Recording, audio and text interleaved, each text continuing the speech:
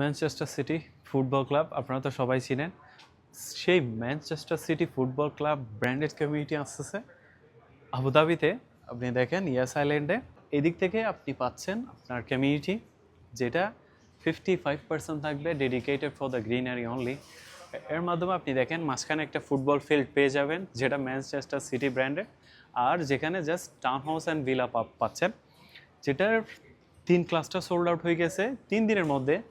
যে গত সপ্তাহে যে যুদ্ধ চলতেছিল ওই সময় পর্যন্ত ওরা সোল্ড আউট করছে 7.2 বিলিয়ন দিরহামের।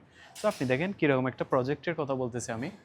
টিয়ার এ ডেভেলপার, আর যারা চিনে ইউএসএ ইউকে কানাডাতে থাকেন আপনারা অবশ্যই চিনেন ওহানা ডেভেলপার, একটা গ্লোবালি ব্র্যান্ডেড ডেভেলপার। কিন্তু যেহেতু ম্যানচেস্টার সিটি কোলাবরেট করছে অবশ্যই এটা একটা গ্রেট ডেভেলপার।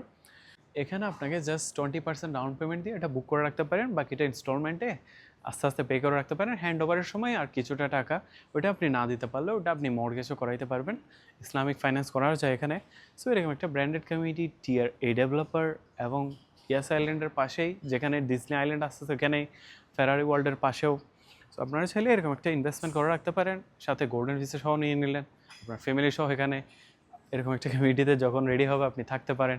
ব্র্যান্ডেড কমিউনিটি আপনার কিডসদের নিয়ে স্পোর্টস টাইপের একটা লিভিং হবে। আপনি যদি ইন্টারেস্টেড থাকেন ইউ ক্যান কন্ট্যাক্ট মি।